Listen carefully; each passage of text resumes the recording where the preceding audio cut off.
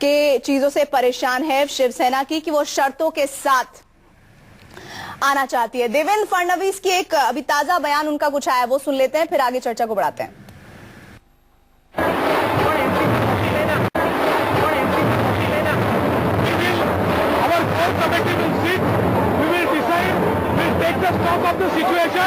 And then we will talk with our parliamentary board. Have NCP leaders contacted once again?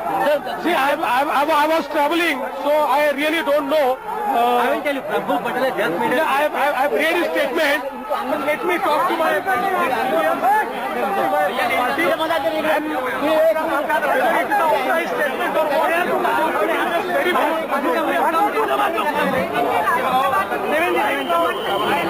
I can only say that BJP will form the government and the chief minister will be from BJP.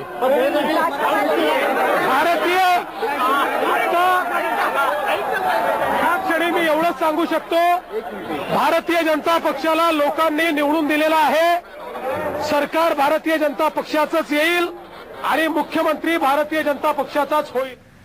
तो Maharashtra BJP के अध्यक्ष देवेंद्र फडणवीस कह रहे हैं कि BJP सरकार बनाएगी। जो दूसरी बात उन्होंने कही कि सीएम बीजेपी का ही होगा। राजीव, एक बार फिर से आपका रुख करूंगी। राजीव, अभी हम जिक्र कर रहे थे, आपने भी एक बात कही कि चुनाव से पहले शिवसेना और बीजेपी के रिश्तों में काफी गहरी तलखी आई, लेकिन जहां तक नरेंद्र मोदी की बात कहें तो उनके लिए एक बात प्रचलित है कि वो कुछ भी भूलते नहीं है। और जिस तरह से शिवसेना और खास तौर पर उद्धव ठाकरे और जितने भी सीनियर लीडर्स हैं शिवसेना के, उन्होंने बयान खास तौर पर मोदी के पिता तक वो चलेगा और इस तरह के स्टेटमेंट दिए गए। क्या आपको लगता है उन तमाम बातों को मोदी दरकिनार करते हुए ये अहम फैसला गठबंधन को दोबारा शुरू करने का ले सकते हैं?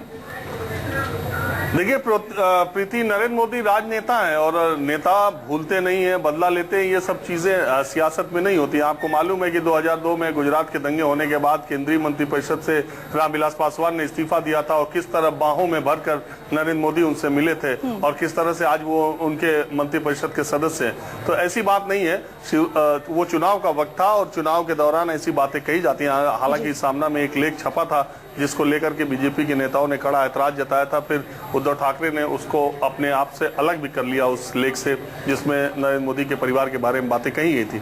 लेकिन ये बात सही है बिल्कुल कि 25 सालों से एक नेचुरल एलाई के तौर पर शिवसेना रहा है। सबसे पुराने गठबंधन के तौर पर अगर आप देखें देश में तो बीजेपी और शिवसेना का गठबंधन था और अटल बिहारी वाजपेयी, आडवाणी और बाल ठाकरे के बीच में एक बहुत अच्छा रिश्ता था। व्यक्तिगत रिश्ते भी थे और प्रमोद महाजन मुंडे और बाल ठाकरे के बीच में ये गठबंधन बहुत दिनों तक चला। ये बात अलग है कि महत्वाकांक्षी परियोजना के तहत उद्धव ठाकरे ने कुछ ऐसी शर्तें रख दी जो बीजेपी को नागवार गुजरी और बीजेपी जिस तरह से मोदी लहर पे सवार है। लेकिन दोनों की आंखें खुली हैं। मोदी और बीजेपी को भी ये लगा है कि वो पूर्ण बहुमत नहीं पा सकते और शिवसेना को भी अपनी हैसियत का पता चल गया। ऐसी स्थिति में 2-1 दिन लगेंगे, लेकिन मुझे लगता है कि शिवसेना और बीजेपी सरकार बनाएगी, क्योंकि देवेंद्र फडणवीस जो बीजेपी के अध्यक्ष हैं, प्रधानमंत्री नरेंद्र मोदी, बीजेपी के अध्यक्ष अमित शाह, अपनी सारी चुनावी रैलियों में इन्होंने एनसीपी के नेताओं, एनसीपी के मंत्रियों और कांग्रेस एनसीपी के भ्रष्टाचार के बारे में इतनी बातें कही हैं कि अगर ये एनसीपी से समर्थन लेते हैं तो ये जनादेश का एक तरह से अपमान होगा। महाराष्ट्र की जनता का जो जनादेश है वो सीधे सीधे भारतीय जनता पार्टी और शिवसेना के गठबंधन को जाता है। अगर आप देखें तो ये दोनों मिलकर के बहुमत के करीब हैं। लेकिन दूसरी बात, अगर आप इस तरह से देखें कि ये अगर एनसीपी और कांग्रेस ने शायद गठबंधन नहीं तोड़ा होता तो आज कुछ स्थिति और होती और चुनाव का विश्लेषण। ये बात तो बिल्कुल सही है, लेकिन राजीव, हमारे साथ अमित भी जुड़े हुए हैं। अमित, अभी जैसा राजीव कह रहे हैं कि चुनाव से पहले की बातें कुछ और थी और अब कुछ और होने जा रही हैं। शिवसेना का अलायंस स्वाभाविक अलायंस रहा है बीते 25 सालों में और संभावनाएं उसकी ही मौजूदा स्थिति में ज्यादा दिखती है। लेकिन अगर एनसीपी का दाव हम देखें तो आपको लगता है वो दाव कारगर साबित हो सकता है इन नतीजों के बाद? देखिए, मैं उस समय भी आपसे कुछ बता रहा था, वो बात पूरी नहीं हो पाई थी। वही मैं बताना चाह रहा हूं कि सबसे बड़ी बात कि 25 साल बाद बीजेपी को मौका मिला है कि वो बराबरी या फिर अपर हैंड में आ जाए। अमित, एक बार फिर से मुझे रोकना पड़ेगा आपको, मैं आपके पास दोबारा लौटूंगी। संबित पात्रा का बयान आ रहा है, सुन लेते हैं। उनका मानना है, आप लोग क्या कहते हैं? देखिए, भारतीय जनता पार्टी एक स्ट्रक्चर्ड बेस्ड पार्टी है, उसका एक ऑर्गेनाइजेशनल स्ट्रक्चर है और इसमें जो अंतिम निर्णय होता है वो पार्लियामेंट्री बोर्ड लेती है। यथाशीघ्र पार्लियामेंट्री बोर्ड अभी अपनी बैठक आरंभ करने वाली है, उसमें यह निर्णय लिया जाएगा कि किस प्रकार से महाराष्ट्र में आगे बढ़ना है। क्योंकि खुद उन्होंने ये इच्छा जाहिर की कि बहुत लंबा चला गठबंधन, 25 साल आप लोग साथ रहे, किसी वजह से जो है इस बार अलग अलग चुनाव लड़े। आपको लगता है कि जिस तरीके की बातें जो है अडवाणी जी ने कही, आपको लगता है कि वो एक वाकई फिजिबल है वो सारी चीजें? देखिए, पूरा विषय पार्लियामेंट्री बोर्ड ही निर्णय लेगा। Parliamentary board highest decision making body है। अमित, मैंने आपको रोक दिया था, अब आप अपनी बात पूरी कर सकते हैं। संबित पात्रा वही संसदीय बोर्ड की मीटिंग का जिक्र कर रहे हैं। देखिए, मैं वही बोल रहा था कि नेचुरल अलायंस नो डाउट आज भी शिवसेना ही है, लेकिन सबसे बड़ी बात कि वक्त बदल गया है। अटल बिहारी वाजपेयी और बाला साहब ठाकरे का दौर खत्म हो चुका है। ये बातें समझनी पड़ेगी शिवसेना को भी, क्योंकि 25 साल बाद बीजेपी बड़े भाई की भूमिका में आई और बीजेपी भी यही चाहती कि इस बार अगर जो समझौता हो वो अपनी शर्तों पर हो, ना कि शिवसेना की शर्तों पर। इसीलिए इस गठबंधन आखिर में शिवसेना के साथ जाना बीजेपी के लिए ज्यादा फायदेमंद भी है। और वो आज की जो परिस्थिति है, चाहे जैसा कि राजीव ने भी बताया कि वो मैंडेट के खिलाफ अगर वो एनसीपी के साथ जाते हैं, लेकिन यहां पर बीजेपी का जो नया चेहरा है, आप अमित शाह कह सकते हैं। अमित शाह ने साफ तौर पे कहा था कि अब बराबरी पे बातचीत होगी, छोटे और बड़े की भूमिका में नहीं बात होगी। तो यही बात करना चाहती है बीजेपी कि इसी शर्त पे वो बहुत ज्यादा शर्तों पे झुकना नहीं चाहती और इसीलिए एक ऑप्शन खुली है। लेकिन एनसीपी की अगर आप बात करें, एनसीपी की जो जैसे राजीव ने बताया कि लेफ्ट से लेकर राइट हर विंग में उनकी दोस्ती होती है। कहा यह जाता है कि वो सत्ता के करीब रहना चाहते हैं, हमेशा सत्ता के इर्द गिर्द रहना उनकी पुरानी आदत है। शरद पवार को तो सत्ता के लिए वो लेफ्ट के साथ भी खड़े हो सकते हैं और राइट के साथ भी खड़े हो सकते हैं। और इसीलिए जो अभी तक बीजेपी के भी यहाँ पे लोगों से बात हो रही थी, उनका भी यही कहना था कि गठबंधन जैसे ही शिवसेना बीजेपी टूटी, तभी यह तय हो गया कि वो एनसीपी और शरद पवार सिर्फ इंतजार कर रहे थे कि कब बीजेपी शिवसेना अलग हो, ताकि वो कांग्रेस से अलग रास्ता ले ले, ताकि भविष्य में रास्ते खुले हो जाए। और यही वजह है कि आज उन्होंने सबसे पहले बार बार राजीव भी ये कह रहे हैं कि बहुत ही आश्चर्यजनक बात है कि नतीजे पूरे आए नहीं, उससे पहले ही एनसीपी ने हाथ बढ़ा दिया, क्योंकि उनको लगता है कि ये सही मौका है। एक कंफ्यूजन भी पैदा होगा और साथ ही साथ अगर जो दबाव बनाने की कोशिश शिवसेना कर रही है, उसका फायदा हो सकता है कि एनसीपी को मिल जाए और शिवसेना से नाराज होकर बीजेपी एनसीपी और शरद पवार का हाथ थाम ले। तो ये राजनीति है शिवसेना की, माफ कीजिएगा, एनसीपी की, और इसी रणनीति के तहत उन्होंने पासा पहले फेंक दिया है। अब तय करना है बीजेपी को और शिवसेना को कि वो पुराने रिश्तों को किस शर्तों पर और किस माने आप कह सकते हैं कि कितनी दूरी तक साथ जाने के लिए तैयार होते हैं और कौन कितना ज्यादा झुकता है। अब बात सभा सिर्फ झुकने की होगी कि बीजेपी ज्यादा झुकती है या शिवसेना झुकती है, और उसी के आधार पर रिश्ते तय होंगे। अमित, आपने जो दो बातें कही हैं, राजीव से मैं उस पर बातचीत चाहूंगी। राजीव, पहली बात अमित ने कही कि दबाव की राजनीति एनसीपी ये क्रिएट करने की कोशिश कर रही है अभी तब, जबकि पूरे नतीजे भी सामने नहीं आ पाए हैं। वहीं दूसरी तरफ जिस तरह से शिवसेना तमाम शर्तों के साथ आगे बढ़ना चाहती है और बीजेपी ये साफ संकेत दे रही है कि अब बड़े छोटे पर नहीं, अब बराबरी पर बात होगी। ऐसे में आपको क्या लग रहा है, स्थिति क्या हो सकती है?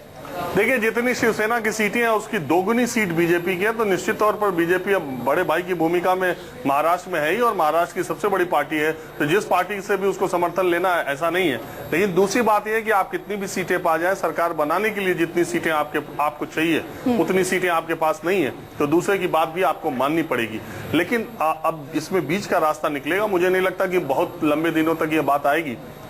कुछ न कुछ रास्ता निकाल करके बीजेपी और शिवसेना सरकार बनाने की दिशा में आगे बढ़ेंगे। जहां तक एनसीपी शरद पवार की बात है, बहुत लोग कहते हैं कि बिना पानी के मछली रह सकती है, लेकिन बिना सत्ता के शरद पवार और एनसीपी के नेता नहीं रह सकते।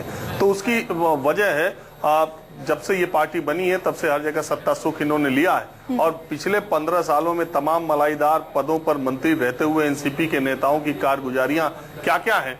तो उसके लिए कोई ऐसी सरकार बने जिसको समर्थन दे रही हो एनसीपी, ये उसके लिए सबसे अच्छा विकल्प है। इसीलिए मुझे लगता है कि शायद शरद पवार ने सबसे पहले बैठक करके, अभी बीजेपी ने अपनी बैठक नहीं की, अभी बीजेपी ने यह भी तय नहीं किया कि वो सरकार बनाने का दावा कब पेश करेंगे, उनका मुख्यमंत्री पद का दावेदार कौन होगा, वो किससे बात करेंगे। उससे पहले ही एनसीपी के नेता बैठ गए और उन्होंने कहा कि हम बीजेपी को बाहर से बिना शर्त समर्थन देते। लेकिन राजीव, बात तो ये भी बनती है ना, शिवसेना जिस तरह से अभी हम देखें, जिस तरह से जिद ठानी हुई है कि नाना 2.5 साल का कोई सीएम का हिसाब किताब नहीं होगा, कुछ और शर्तें होंगी, हो सकता है वो सामने भी आए थोड़ी देर में। लेकिन इस तरह की जिद हमने पहले भी देखी थी। वो जिद दोनों तरफ से थी, बीजेपी की तरफ से थी क्योंकि बीजेपी के ऊपर हावी थी कि मोदी लहर है, वहीं शिवसेना अपना गढ़ समझ रही थी महाराष्ट्र को, उस हिसाब से उसकी जिदें थी। लेकिन आज की जिद शिवसेना की मौजूदा स्थिति में, जहां एनसीपी बिना शर्त समर्थन देने को राजी है, क्या आपको लगता है ये सही है शिवसेना का फैसला? देखिए, मुझे ये लगता है कि अगर एक सीट पिछले विधानसभा चुनाव में, महाराष्ट्र के विधानसभा चुनाव में एक सीट बीजेपी ज्यादा पाई थी और बाल ठाकरे उस वक्त सक्रिय थे, बावजूद इसके शिवसेना ने भारतीय जनता पार्टी को नेता विपक्ष का पद दे दिया था।